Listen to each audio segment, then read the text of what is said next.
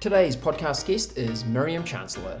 She is the founder of a public speaking and presentation consultancy called Naked Audience. She's coached everyone from top-level execs preparing their keynote speeches through to pitch teams looking to win more business. Miriam shares with us her top insights, which include pro tips when using video conferencing tools like Zoom and Microsoft Teams, the best ways to boost your confidence before a presentation or speech, and how pace and pause are critical to captivating your audience. Please welcome Miriam Chancellor. Miriam, welcome along to the podcast. Fantastic to have you on the show today. It's great to be here, Ryan. Alrighty, let's hit you hard and fast. Let's go some fast fact questions. Breakfast or dinner kind of go? It's got to be dinner. I love Really? cooking. Yep, it's a bit of a creative outlet for me. I am the chief chef of this household, so it's got to be dinner. Right, and have you planned tonight's menu yet? Yes, in fact, I've found this recipe that I'm doing a lot lately purely because it's delicious and easy, which is a sage butter infused fettuccine with roasted pumpkin, pine nuts, and prosciutto. Okay, any spare spots at the dinner table? Yeah, come on over. I'm sure we can find awesome. something. Alrighty. On holiday, are we likely to find you bungee jumping or on the pool lounger? You know what? Probably doing something adventurous in the morning, and you'll find me on the pool lounger with a book in the afternoon. I'm not sure I'd go as far as saying I would bungee jump, but you'd certainly find me hiking up a mountain and then for sure relaxing on the pool lounger in the afternoon. I like the combo. Okay. And we're going to talk a bit more about how we get set up for video conferencing and what we dress like, etc. So quick question for you, trainer or heels? It depends. I think the higher the stakes of the meeting, the more you're going to be wanting to take care in that area. And of course, my general philosophy is wear what you would typically wear if that same meeting were to be held in person. Great. And we will dig into that a bit more. And cats or dogs? Oh, that's tough. It's not I'm really. a sucker for both. Well, yeah. So if it was a dog, would have to choose a pug, which is basically like a cat anyway. It is. So It is. look, I'm probably going to say a nice cuddly cat. Yeah, we're definitely running with cats if you think a pug's actually a dog. Okay, what's your routine? Are you an early riser or a night owl? I'm usually up, not super early actually. I need my sleep, so I try and get at least 8 hours an evening and a night. So you'll probably find me up at 7:30 and asleep by 10:30. Nice. Okay, in the middle. And entertainment-wise, are we likely to find you watching a thriller or a comedy? You know what? That's so funny you should say that, because this used to be a joke when I was first married, because my husband loves movies. He's a real movie buff. And he would say, what do you feel like watching? And I'd always say, let's do something light. But actually, to be fair, having lived with him now for 3.5 years, I'm a converted, enthusiast now, because in fact, the movies that I've enjoyed the most are probably science fiction. So if I had to choose between comedy and thriller, it would probably be on the thriller side of things. Nice. I like it. Alrighty, let's dive into some tips that you might be able to help us with, Miriam. Your business Naked Audience is all about public speaking and presentation coaching. So hit us with your top three, top of mind for you at the moment. What would be 3 tips you could give us around those areas? Yeah, sure. So the first one would be related to video conference or VC communication, which we've all obviously been doing a lot of lately. And that would be around get your physical video conference set up right. Because once it's set up, you can benefit from it going forward, and your presence and professionalism online will improve. The second point would be around confidence. And I think that the best confidence booster for public speaking is preparation, and more specifically, preparation through rehearsing. Yes. The last point would be that I think the surest way of creating impact when you're speaking or presenting in front of a group would be to use a variety of pace and pause. So those would be my three Okay. tips.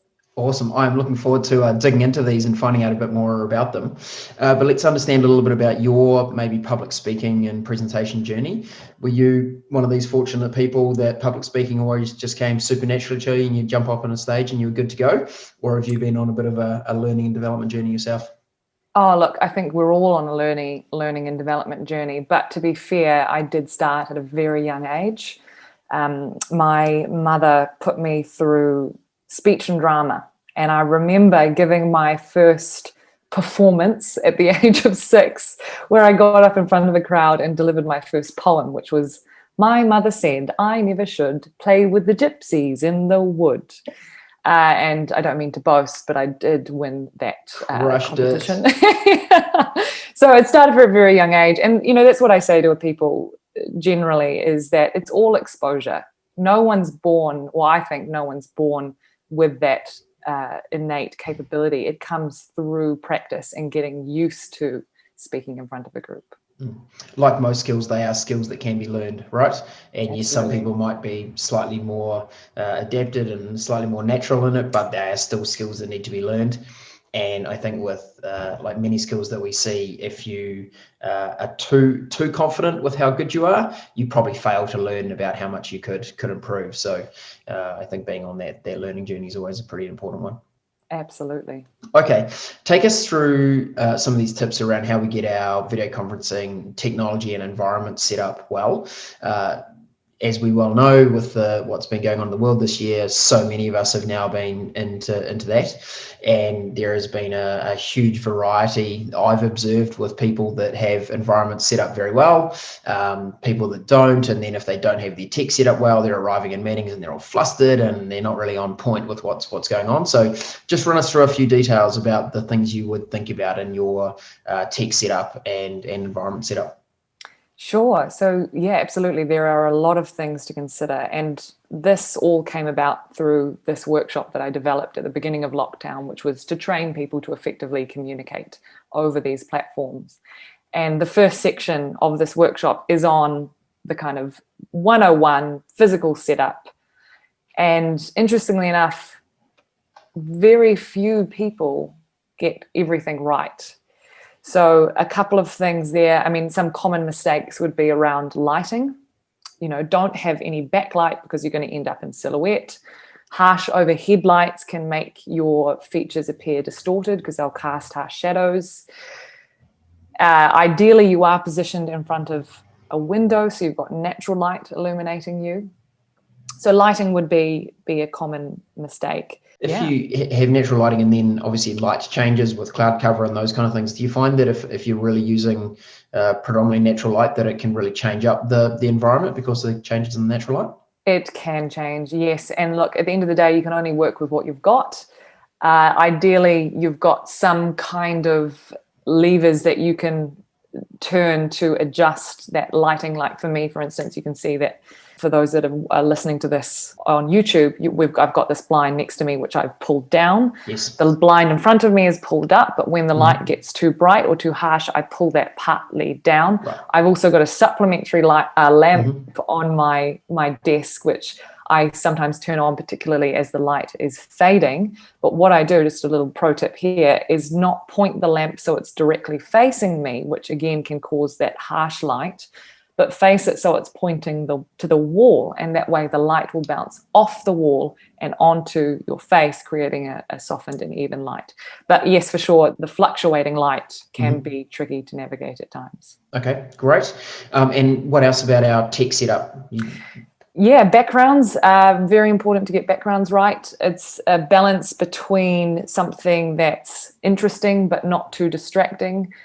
So Ryan, your background, you've obviously got the plain white wall, which is, not obviously distracting. Not distracting, correct, but brings the focus to you. But something you might want to think about is adding something in there that perhaps adds a bit of interest, like you can see the plant in my background, maybe a bookshelf, maybe a non-distracting artwork, because also what the effect that your current setup has is that you're looking like you're almost getting your passport photo taken rather than on a VC call, because you're also quite up close against that plain white wall. But on that note, Digital backgrounds, some people like them, some people don't.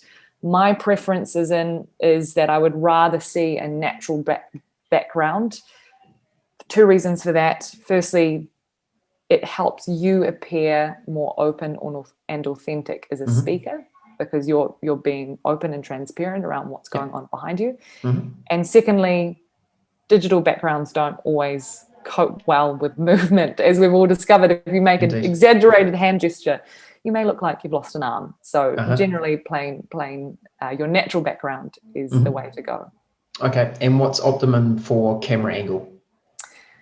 Looking into your camera lens at eye level. So we don't want to see up your nose. We don't want to see the ceiling. We don't want to see down your shirt. We want to be looking at you. We want to be talking to you like we would be talking to you in person. So your camera angle is fantastic. And if you're like me and you work from a laptop, I've actually propped my laptop up on a couple of books just to bring that eye level up.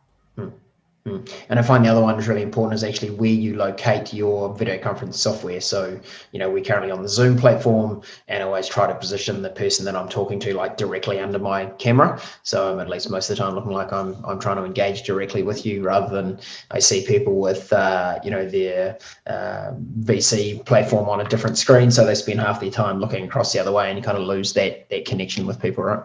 Yeah, and of course, if you're on the receiving end of that call, let's say, Ryan, you've got that double screen set up and you're actually looking away, not only does that reduce the connection between us as individuals who are communicating with one another, but what am I going to think of that? I'm going to think, oh, he's distracted, he's not really engaged in what I'm saying, he's obviously got something else that's more important than our conversation. So absolutely aligning your screen with the video thumbnails on the same screen or on the same device as the webcam will enable that kind of seamless, more personal communication and connection. Right.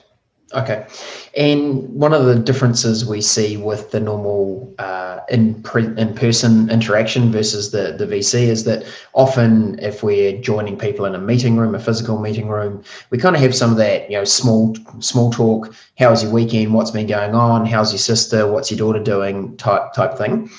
Do you have a recipe or a guide for when you join a VC meeting? Do you still try to bring that kind of human element in, or have you noticed that it tends to be a bit more, let's get straight on with the meeting when it's on a virtual video conferencing platform?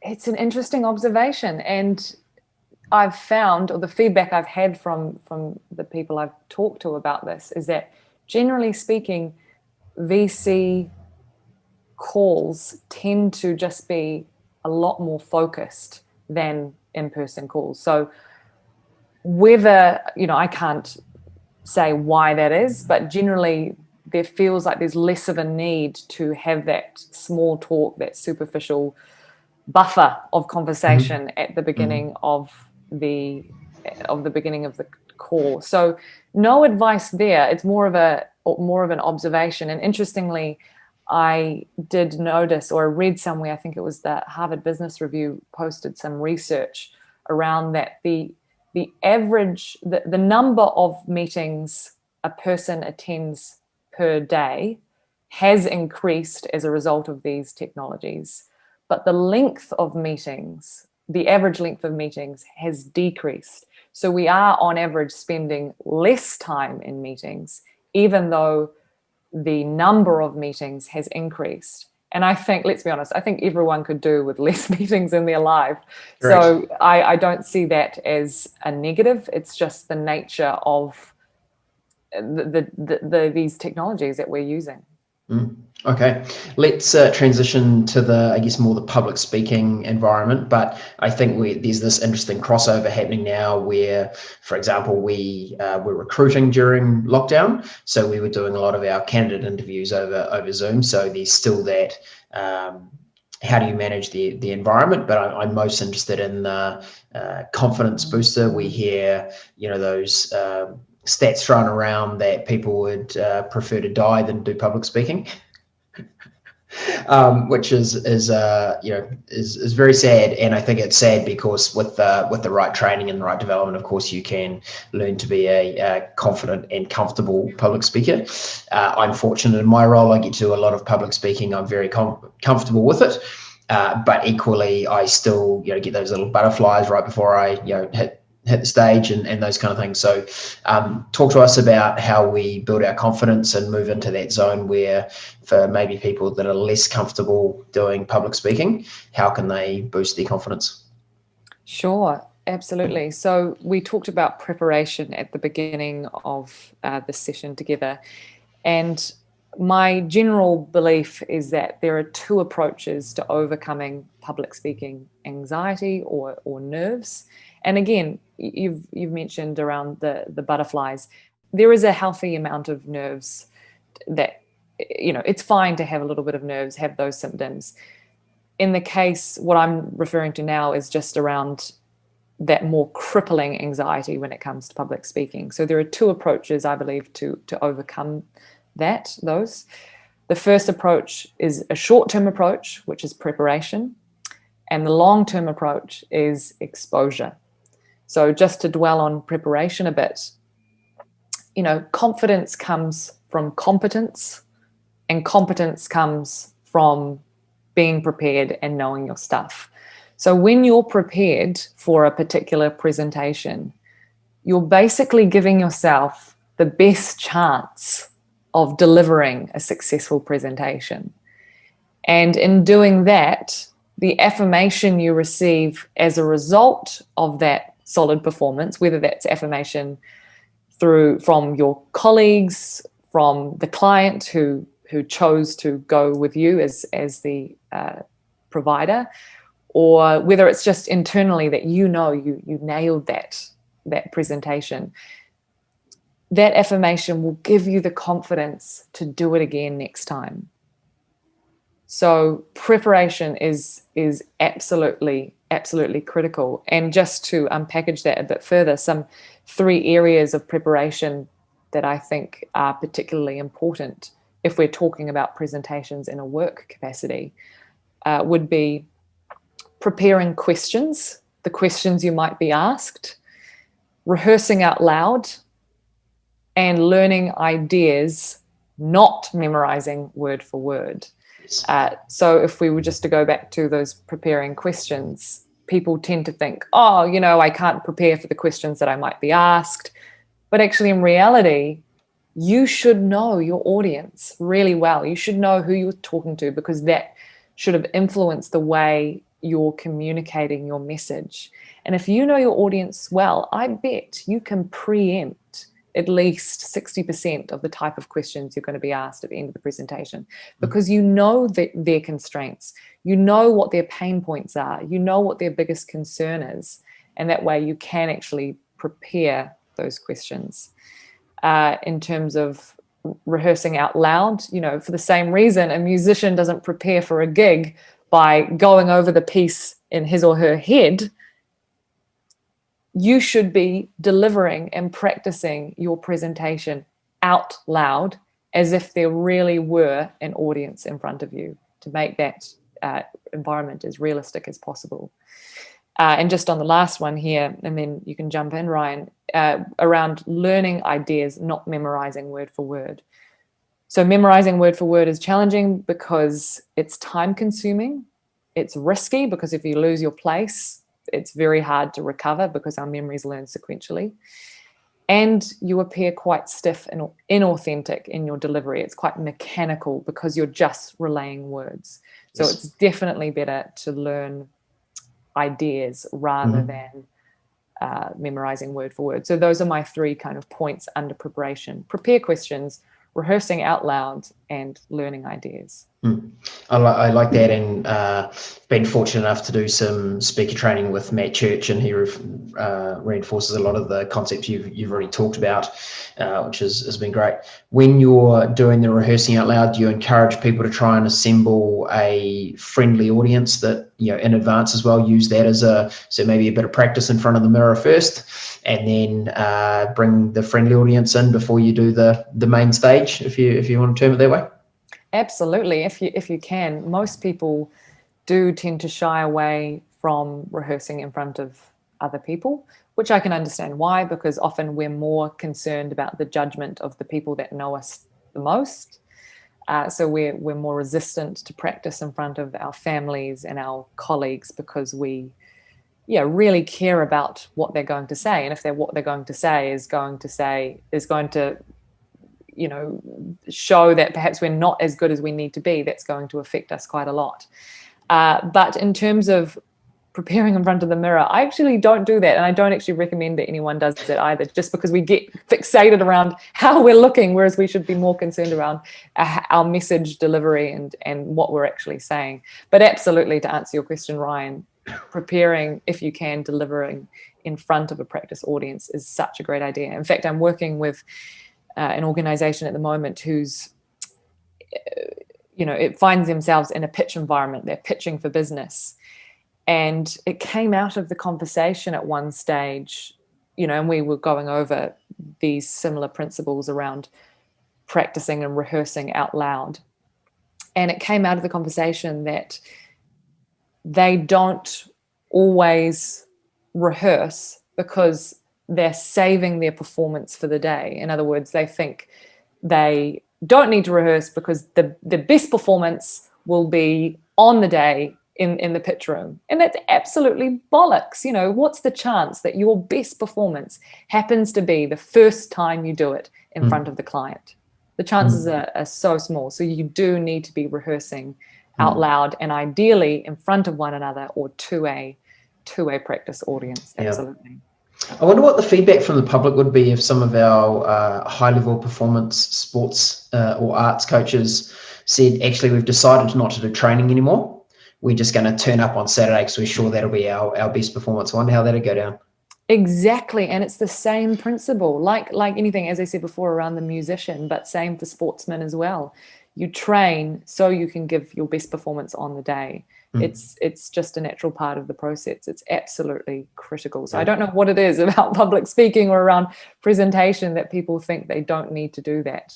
I suspect there is a sense of being a little bit awkward, maybe not super confident in that. So they'd prefer to avoid the zone where you're potentially going to get feedback, where people could be giving them, hey, maybe we could do this a bit differently, or we could do that a bit differently. Maybe they just like to avoid that kind of feedback loop and just jump on in. But as I entirely agree with you, Miriam, I think some good practice in advance. And I know when I've put in the appropriate amount of preparation before a presentation or before a keynote speech, when I arrive on stage, I've got a little bit of butterflies, but I feel very confident in what I'm about to do. I'm not scrambling going, what's in my third section or whatever. I'm kind of very confident. And I find you hear people talk about this flow state where you can jump up on stage and suddenly it almost like some kind of time warp, you just kind of flow and it's coming out, and almost that experience where you're disconnected from yourself. You can almost see yourself doing the presentation. I think that only happens when you've had good preparation and practice under your belt. Absolutely. And out of interest, Ryan, what are some examples or tactics that help you prepare for a particular keynote or presentation? Yeah. So I use a framework to map out my keynote, so I kind of am very aware of where it's going. Like you suggested, rather than memorizing, I tend to have 5 keywords that talk about the 5 key sections that I'm going to speak to. I don't then try and memorize word to word, but I'm very aware of kind of the sub-points that I'd like to make under each of those keywords. I tend to have a mantra that gets pushed in through the keynote the whole way through to kind of anchor the key point that I'm making on the way through. And if I'm not presenting at a lectern, which I'd prefer not to, just using the stage is marked out as a T, and so I take each of those 5 key points that I'm making and kind of deliver each of those from a different part of the stage, and it just helps again kind of anchoring the point with the physical location and gives a bit of the break. And we're going to talk a bit about pace and poise, which I guess is both voice delivery and also physical delivery about pace and poise. So those are some of the things that really help me, which I've learned on the way through. That's interesting, and so good to hear that you've called it a mantra, but I think that translates into what I call a takeaway. Mm-hmm. You know, what you want the audience to take away from the presentation. We tend to put a lot of emphasis on the transmission of information, but so often what's equally important is actually telling the audience what you want them to do with that information. So what's the core point or idea that you want them to walk away with? And perhaps it's to challenge them to change their behavior, perhaps it's to action something, or perhaps it's as simple as getting them to think about an idea or issue differently. So it's great to hear that is that similar to what you described? Yeah, absolutely. And I think it's this understanding that the actual audience will remember very little about what you said. You know, so if you can repeat and reiterate that key takeaway, that you want them to go, it's good, because they'll often, you bump into someone, several months later, and they'll go, oh, Ryan, I saw you speak here, and like, oh, cool, what stood out for you? And so often it's actually some kind of version of the mantra, as I call it, or the takeaway, which is great. But if you ask them to go, hey, can you give me the 20 sub points that I made around that? They have no idea, right? And it's totally okay, because I wouldn't be able to remember either. Yeah, that's incredibly insightful, and something that's been quite interesting from my standpoint is, eventually getting the feedback that comes back from particular presentations or workshops. Is often we go in as a speaker with this intention on what we want to convey, like our mantra or takeaway, which should hopefully be in the mix of what the audience does take away. But so often we don't. What the other things that they might take away, or the primary thing that they might take away, would be different for everyone. Yes. So it's quite interesting that we tend to make assumptions around what those things will be, but often there's something that resonates, different things that resonate with different people. Yes. Anyway, that was just an observation, but great to hear that you're sounding like you're completely on the ball and on the right track with your preparation. So well done, Ryan. Yeah. I think one of the other things that really helped me was, again, Matt Church. He said, you've got to get away from this disease to please, is a real saying of his, which is this, most of us really like to be liked, and we like people to go, that was really good. But he said, actually, the greatest orators of all time, the ones that you most remember, even if you've seen them yourself personally, they tend to be the ones that challenge you in some way as an audience member.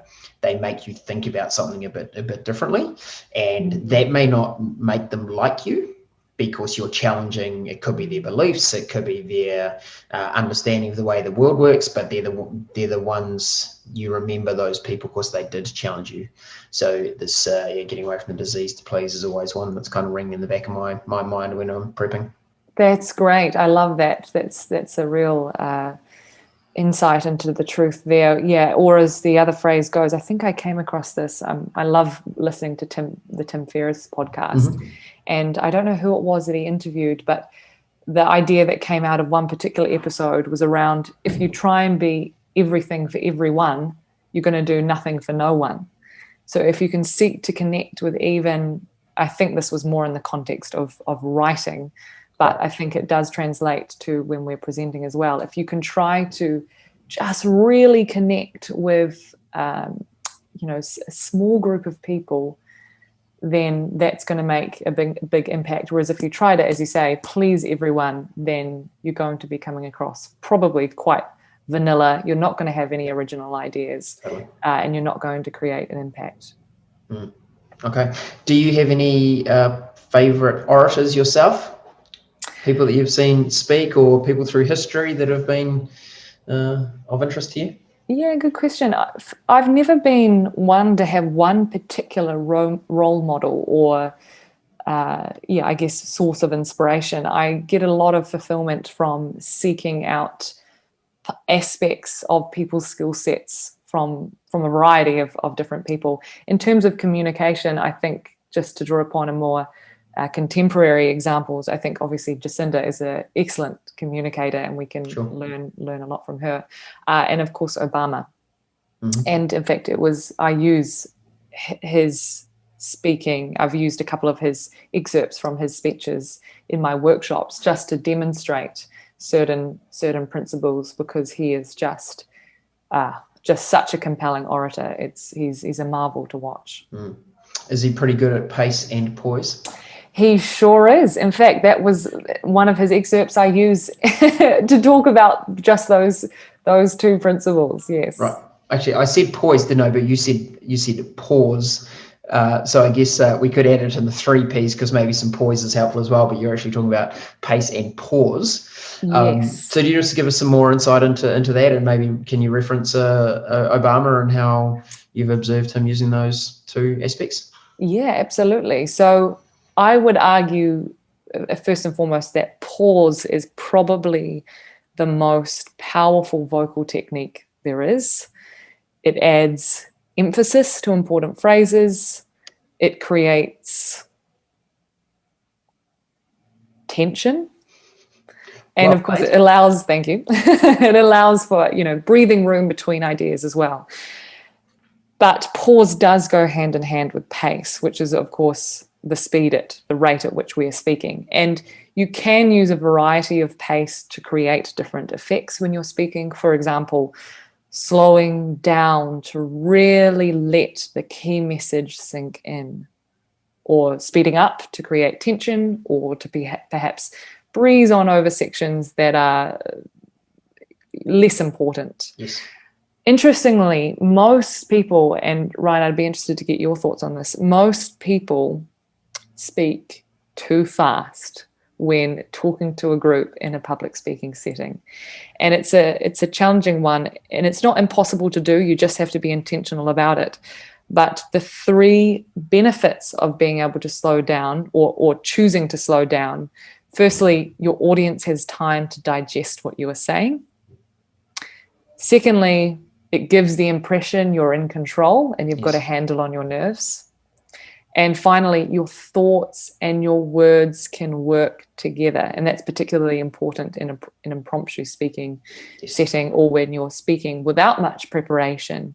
If you just choose to slow down, your thoughts will be able to stay one step ahead of your words, which will enable a more clarity of thought and clear expression as well. What's been your experience with observing others? I think like most people, I probably tend towards the talking too quickly, particularly on stage.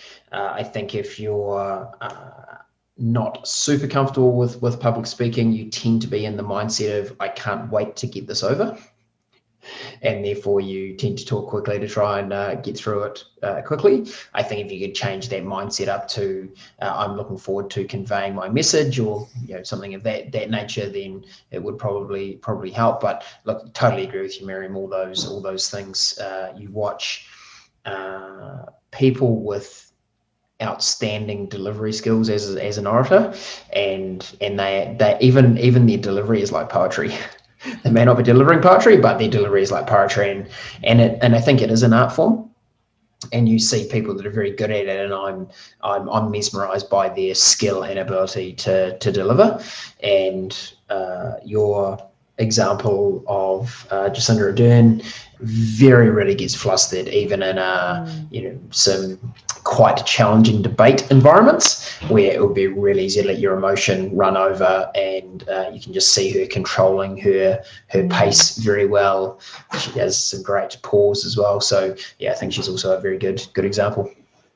Yeah, I think the overall effect of having a measured pace, and I'd rather say that use the term measured than slow, because slow has negative connotations, but choosing to be measured in the way and the rate at which you're speaking has, as you've touched on, it helps you appear more deliberate in your communication, and it helps you appear at ease. And I think that's what's come out of observing speakers like Jacinda and Obama particularly.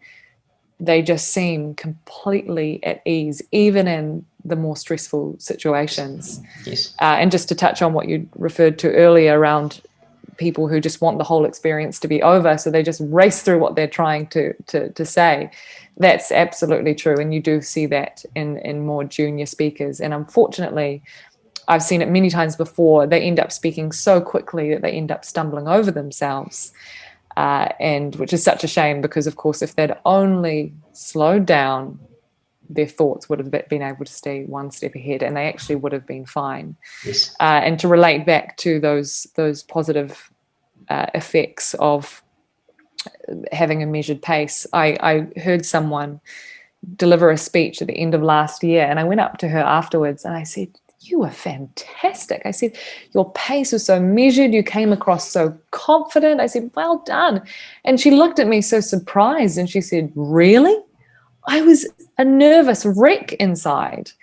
So it just goes to show that as long as you exhibit the signals of a confident speaker, whether you are or not actually makes no difference to your audience. And of course, a particular trait that confident speakers have is that measured pace. So you can almost think of it like when you get up there to deliver a speech or presentation, you are stepping into the role of a confident speaker, even if you don't necessarily feel confident. It's the fake it till you make it phrase, which has a lot of truth in it. Yeah. Look, I was in a design thinking workshop a wee while ago, run by a good friend of ours, Darren Clay. And one of the ways we were trying to tackle a problem was we said, imagine you are Elon Musk. How would you solve this problem if you were Elon Musk? How would you solve this problem if you were Wonder Woman? How would you solve this problem? And it was amazing just the mindset shift you were able to get when you go, oh, well, I'm clearly this very creative person who knows how to solve things. So now, suddenly I've got all these new ideas coming in. So again, the power of mindset, if you can come to the stage or the presentation or the video conferencing platform with the mindset of the person you want to be, even if that's your schizophrenic self. And I don't use that word lightly, but in the context of bringing another persona to the room to be that presenter, it's exceptionally powerful. That's really profound. In fact, that's something I hadn't necessarily thought in such a tangible way as you've described, is actually creating a character to step into. That's really insightful, Ryan, and actually reminds me of one of the techniques I have to help people manage their nerves is around a mental framework. So if you unpackage the fear of public speaking, there tends to be a root cause below the fear, and it tends to be around a what if question, like, what if they don't like me? What if I say the wrong thing? What if, I forget my lines? What if they judge me? Whatever it might be. And when you realize what that symptom behind the fear is, you can then seek to abolish it by swapping it out with something that's actually truthful. Because, of course, no one's going to think negatively of you. All these what if questions are actually fears that haven't happened yet. They're fears of the unknown, and they're actually irrational. Yes. So if you can not seek to suppress them, which only doesn't really do much at all, but actually seek to replace them with something truthful, then that's where transformation can actually take place. And just to give you an example of what that might look like, for me, when I was starting out, I was, like many people, concerned around audience perceptions. Yes. What if they don't like me? What if I make a fool of myself? And my mental framework came out of the realization that my audience doesn't care about me as much as I would like to think. so sorry if that's news to anyone out there, but we tend to flatter ourselves. We get overly concerned about our own being. But when you realize that that's actually, you're flattering yourself a little too much, that actually it's about the message, it's not about you, that a shift takes place and you start to focus on the value you're giving, the insight you're seeking to share as the speaker, rather than your own anxieties and shortcomings as an individual. And that for me personally became my mental framework, is don't flatter yourself. Your audience doesn't care about you as much as you would like to think. And over time, whenever I found myself in those situations where I might be speaking in front of a group, I said that over in my head over and over until eventually that fear that I had initially just dissipated. It no longer had anything to stand on, because I now had this new reality that was truthful and more rational than the initial fear. So that's something that I try and help people with, is actually getting to the core of what is the fear behind the fear, and then seeking to replace it with something that's actually truthful. Yeah, great guidance. Tell me, Miriam, who's a person or an organization that you're most proud of in the way you've been able to help them? That's a good question. It's an interesting thing, because there's no quick fix when it comes to public speaking. But I think I get most satisfaction with seeing someone who, and I'd rather not, specify names, Sure. but seeing someone who has come from a really anxious state to actually thriving on the stage and really being proud of what they've been able to deliver. And I think that looks different for every person, that idea of success. And generally I say that and based on what I've observed in others and the feedback that I've had, the techniques I do teach generally see a 20 to 60% increase in effectiveness, but obviously effectiveness is measured differently to different people. Sure. So for one person, it might just be an increase in confidence to get up there and actually be able to express themselves in a competent way. For other people, it might be being able to create engaging pitches, so they are actually securing that new client who's bringing in income for the business. So it's different for every client, and I do tend to work with a range of individuals, be it corporate groups or one-on-one clients. Right. But I think probably what's most fulfilling for me is that transformation of someone who's gone from that nervous state, who's overly concerned with, I guess you could say that's a similar journey to what I went through, overly concerned in audience perceptions, to actually having a bit of a breakthrough and realizing that they can do that. It may not happen overnight, but over time, they will get more competent and confident as they continue to put themselves in these situations. Absolutely. I'm interested to learn a bit more about Naked Audience, your coaching business. So I guess I have to ask, how did the name come about? Well, do you get the reference of the name? I do get the reference, and I'm slightly intrigued because I have heard people say that is seriously the worst advice you could ever give someone as a public speaker, is to picture people in the front row as naked. You're so right, and it's actually not something that I ever advise anyone does. But I admit I came up with the name on a whim, and it's just stuck. And I've received so much positive feedback from it, because it is fun and it's a little bit. I think it resonates well with the Kiwi sense of humour. But no, it's not something that I actually advise people do. But it was funny, because when I was coming up with the idea, some people don't understand the reference, the visualize your audience naked. Right. And I remember going to my mum and saying, "Hey, Mum, I've come up with this idea, this name for my business, Naked Audience." She said, "Naked Audience?" She said, why don't you call it Naked Orator? I said, "Mum, it's not about me being naked." And she said, "Well, maybe it should be. It'd be good for business." And I said, "What kind of business do you think I'm running here?"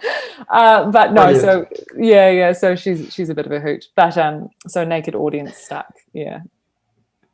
Very, very good. And tell us, people that are listening to the podcast and they're going, I'm definitely one of these people that could do with some help. In what ways can you help individuals or organizations, Miriam? Yeah, sure. So as you well articulated, it is a public speaking and presentation coaching consultancy.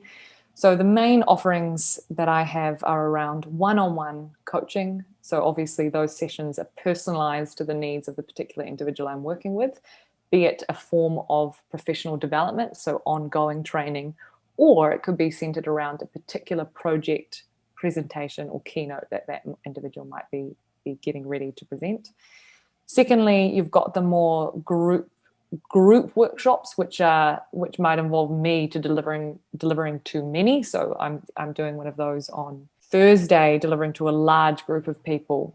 So that's more of a lecture style general workshop, generally covering off the foundational elements of public speaking. So it's great for groups or associations that are keen to get an external educator in and Sure. share some insights into a particular specialty. And the other one, which is probably similar to, well, as common or as popular as the one-on-one coaching, is the team training. So going into an organization and helping a particular team improve their skills, whether it's specifically around pitching, whether it's around general presentation skills and confidence, whether it's around, it might be around presentation structure and the content side of things. How do we craft an effective presentation? So those, whatever that might be around, will depend on the needs of the particular organization. There's never a one size fits all. Sure. But those are kind of my three key offerings. Oh, and then parallel to that, of course, is the workshop in online VC communication. Okay. And where's the best place for people to find you and connect with you? Probably LinkedIn. Otherwise, my email, which I'm sure you can, if you want to add it to the show notes, Ryan. But yeah, email or LinkedIn. I'm very active on LinkedIn, providing a lot of free value for free content and value up front. So if you did give me a follow, I'm sure you'd, glean some of the Sure. techniques that I share off that. Fantastic. Hey, absolutely encourage the audience to come and connect with Miriam on LinkedIn. Show some appreciation for the podcast and, Miriam, your willingness to join us and share your insights. We really appreciate it. And we'll make sure we put your LinkedIn URL in the show notes.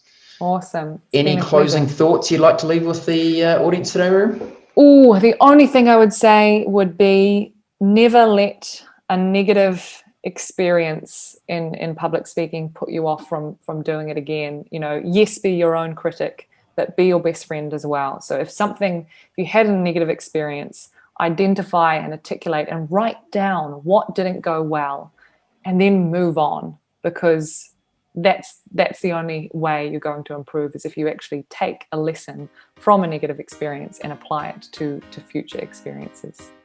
That is outstanding guidance and fantastic closing words. Miriam, thanks again for joining us today, and thanks for all your insights you've shared. We really appreciate it. My pleasure, Ryan. Bye-bye. Bye.